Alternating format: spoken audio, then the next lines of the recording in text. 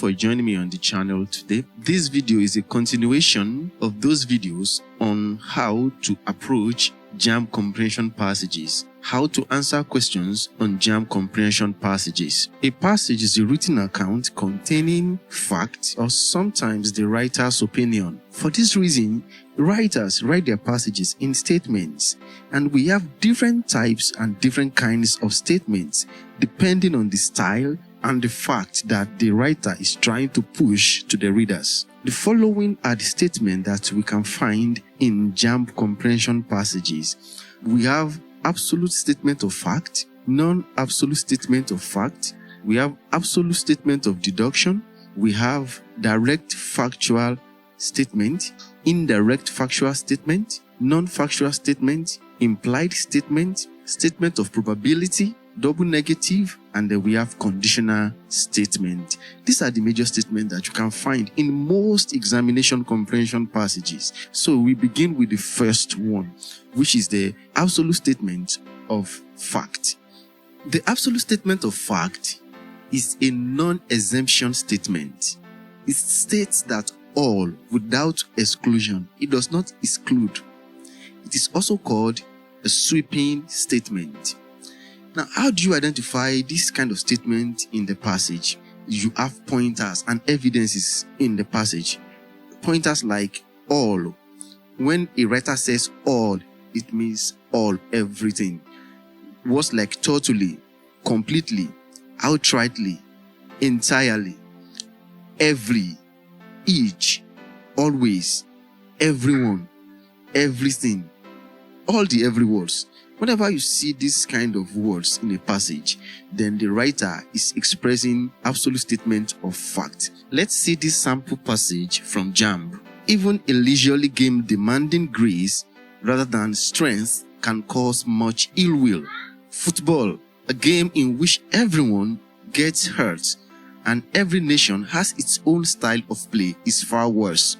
Worst of all is boxing. One of the most horrible sights in the world is a fight between white and colored boxers before a mixed audience. Now the question on the passage says, which of the following is true according to the passage? A. Only few nations have their style of play. B. All nations have their style of play. C. White and colored boxers cause mixed audience. D. Football demands only grace.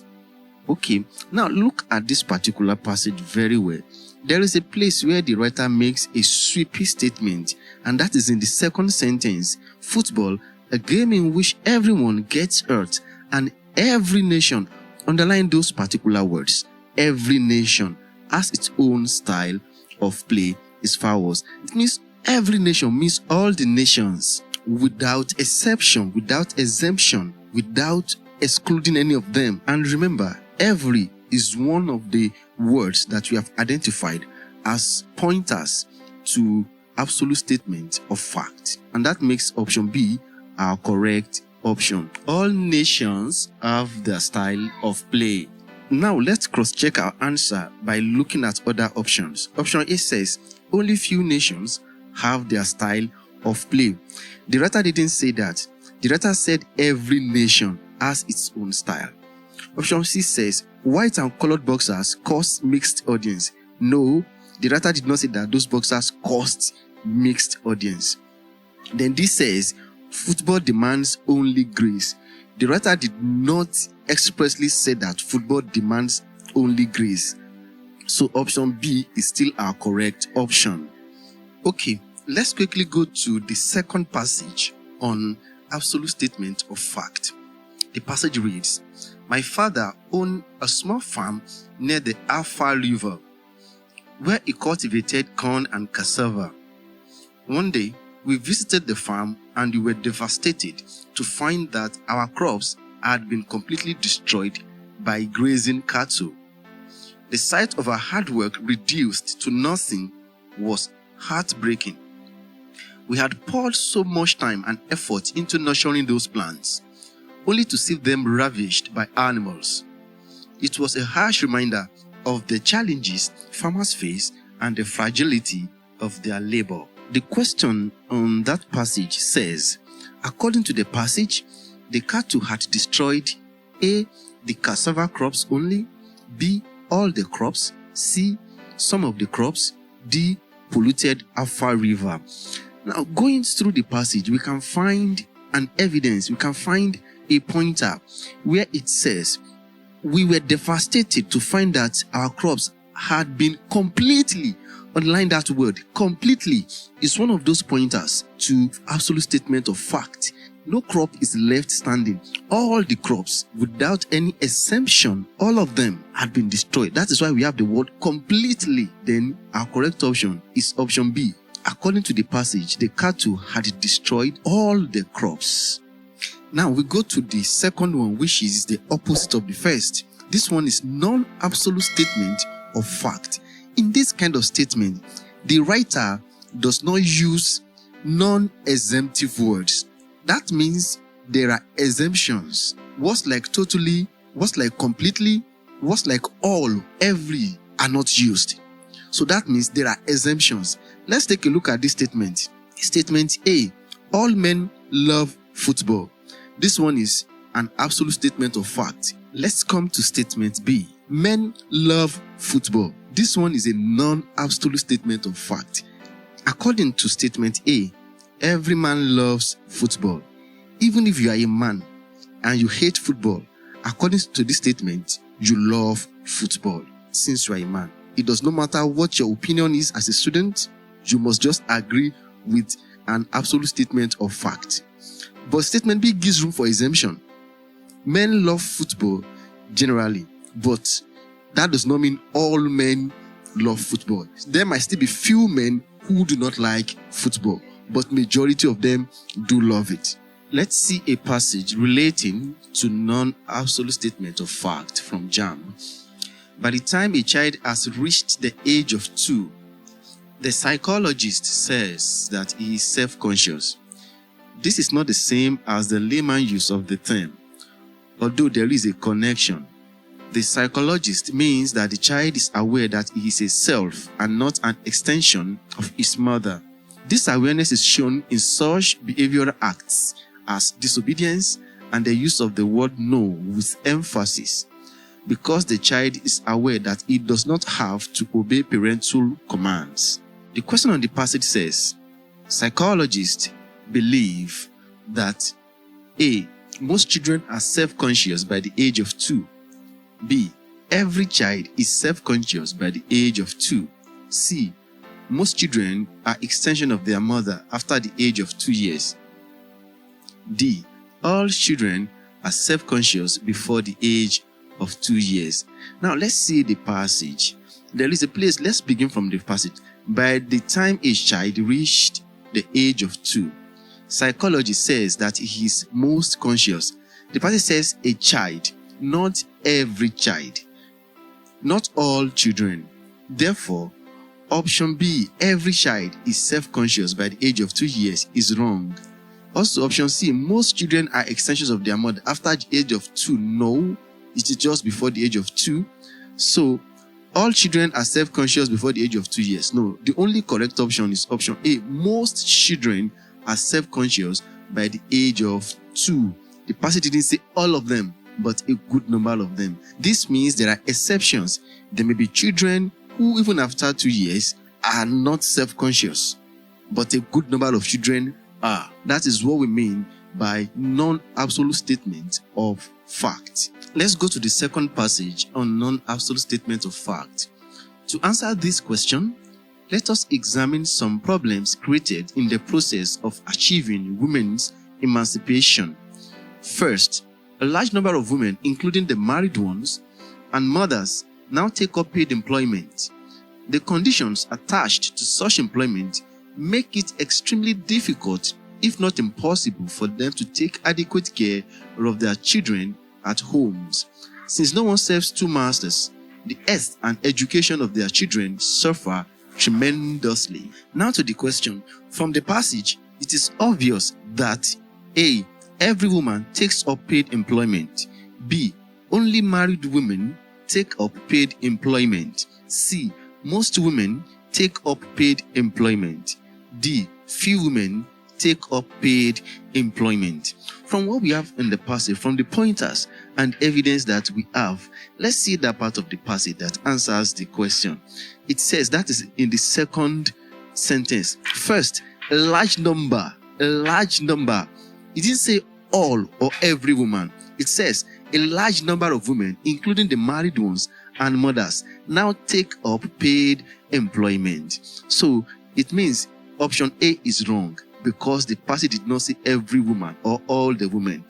Option B says only married women take up paid employment. No, the passage did not say that only married women. Option C, most women take up paid employment. And option D, few women take up paid employment. From the word we have, a large number, that means few is not correct. Option D is wrong. A large number is not few. So the correct option is most women take up paid employment. So the word a large number of women does not mean it is all. It is not absolute statement. It is not all the women. There are few exceptions. Option C is the correct option.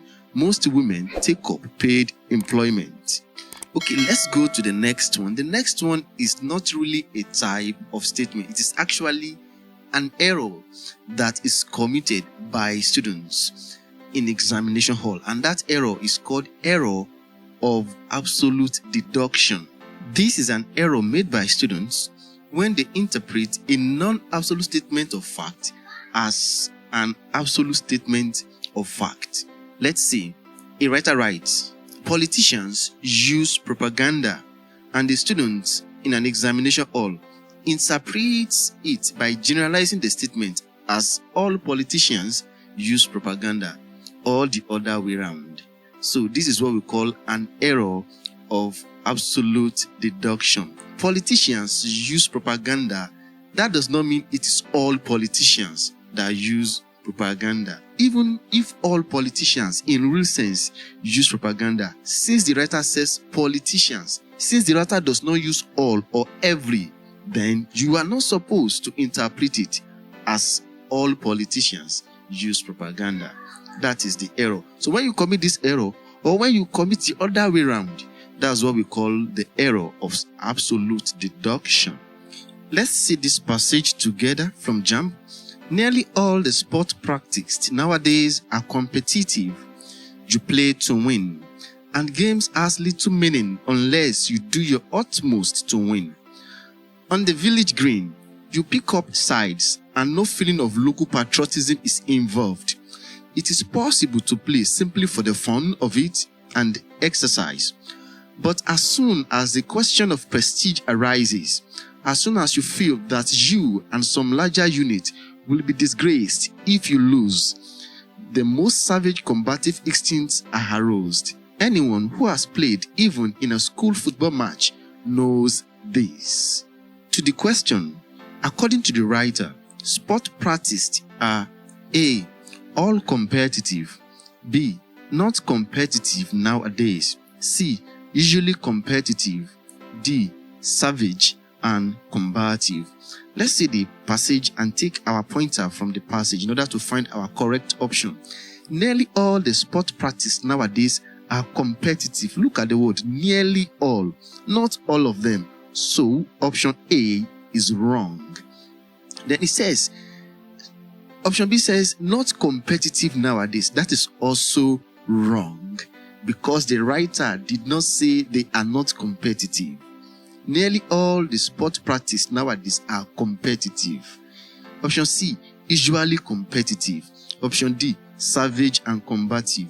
Option D is also wrong. The correct option is option C, usually competitive, because it says nearly all the sports, not all of them, but most of these sports are usually competitive.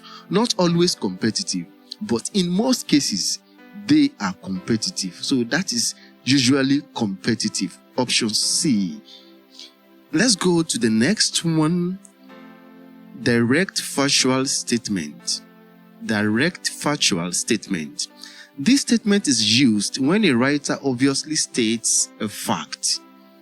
In this case, your opinion about the fact does not matter. Once it is expressly stated in the passage, it becomes non-negotiable.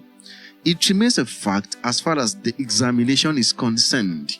It remains a fact as far as the passage and your answer are concerned. Okay, let's see this passage on direct factual statement. Nigeria is a vibrant nation with a mix of tribes and ethnicities. The country fosters diverse cultures and it provides business opportunities. Though security challenges persist, citizens have grown resilient and often defend themselves. It is a land of abundant wealth for those willing to work hard.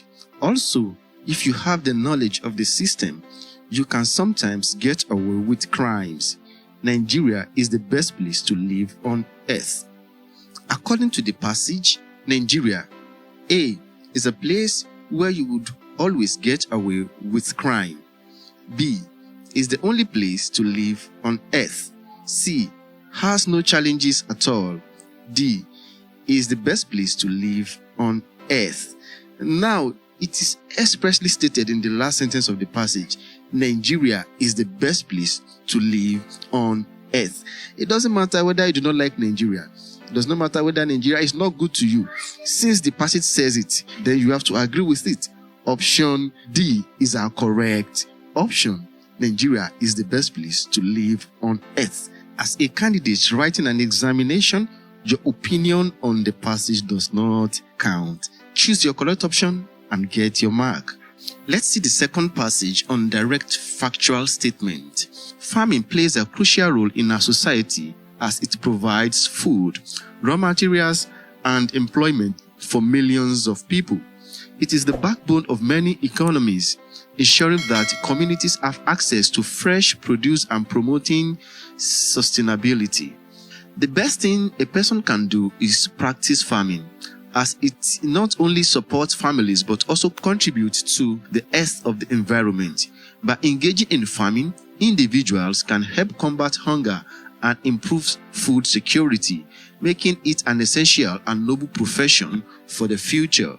According to the passage, farming, A, only provides food, is the best profession, is the only noble profession, all of the above. Now, let's look at the passage. Well, option A says farming only provides food. That is not correct. So, since it says farming provides food, raw material, and employment, it doesn't only provide food. That means option A and option D are wrong. Let's eliminate those options out. Let's now look at option B and option C. Option B says is the best profession. Option C says is the only noble profession. In the last sentence, it says making it an essential and noble profession for the future. So it does not say farming is the only noble profession. So option C is not also correct. Then we are left with option B, where it says is the best profession. We can find that in the third sentence, where it says the best thing a person can do is practice farming. Then option B is correct. It is expressly stated. It is a factual statement. The best thing a person can do is practice farming. It means farming is the best profession. It does not mean whether you are writing this JAMB to become a doctor or to become an engineer. As far as this passage is concerned, farming is the best profession. Let's quickly go to the next one, which is going to be the last statement for this video. That is number 5, indirect factual statement. This is the opposite of the previous one. This one is indirect. Now, in this type of statement, a writer means the opposite of what he actually states. Opposite. In literature, this is called irony. Imagine a mother telling a child, "The money I gave you is the last kobo I have in my purse. If you like, squander it on useless things." What does the mother mean? What is the mother telling the child? To waste the money or to spend it wisely? This is what we call indirect factual statement. The mother tells the child, if you like, squander the money on useless things. You get what the mother is trying to say. Indirect factual statement. Irony, the opposite of what is actually meant. Let's see this passage on indirect factual statement. If you listen to me attentively, you will know the reason I will joyfully give my daughter's hand in marriage to Francis. His grandfather and my father were close friends. But nothing was perfect, and close friends could stab one another in the back. My father told me how his friend deceived him and dispossessed him of his inheritance, selling the piece of land to the wealthy cocoa farmer. Just less than 2 years ago, my wife's plea to get a stall in the market was denied because a woman had gone ahead of her to the king to thwart my wife's request for a space in the market. The woman was later revealed to be Francis' mother. According to the writer, he will A. dispossess Francis of his inheritance, B. allow Francis to marry his daughter, C. not allow Francis to marry his daughter, D. will deny Francis' mother of a space in the market. If we go through the passage and after our understanding of the passage, we will see what the writer is trying to say. The writer's father and Francis' grandfather were friends, and Francis' grandfather deceived the writer's father. Francis' grandfather has some time ago done something bad to the writer's father. That is one. Francis' mother also did something bad to the writer's wife. For these two reasons, will the writer still give his daughter's hand in marriage to Francis? No. So the first statement, if you listen to me attentively, you will know the reason I will joyfully give my daughter's hand in marriage to Francis is an irony. The writer will not allow Francis to marry his daughter. That is option C. This kind of expression, this kind of ironical expression is what we call indirect factual statement. Let's see one more passage on indirect factual statement. You all know how friendly we are with Okweri. Do you think that any Humaro man who goes to prison there will come back alive? But that apart, do you forget that this is the moon of planting? Do you want to grow this year's crops in the prison house in a land where your fathers hoe a cow? I speak as your elder brother. I have traveled in Olu and I have traveled in Igbo, and I can tell you that there is no escape from the white man. Now to the question. According to the passage, the people of Umaro and Okweri, A. are friends, B. are no friends, C. are only acquaintances, D. can never be enemies. Well, if you go back to this passage and look at how the writer speaks, you all know how friendly we are with Okweri. Do you think that any Humaro man who goes to prison there will come back alive? That question, that rhetorical question, shows that the first statement is ironical. It is an indirect factual statement. If you go to prison in your enemy's place, then you are not going to come back alive. That is what the whole of the thing is saying. So the people of Umaro and Okweri are not friends. You all know how friendly we are with Okweri is an indirect factual statement. It's an irony. Simply means they are no friends. Option B is the correct option. So we have come to the end of this video. The remaining types of statement will be treated in the next video.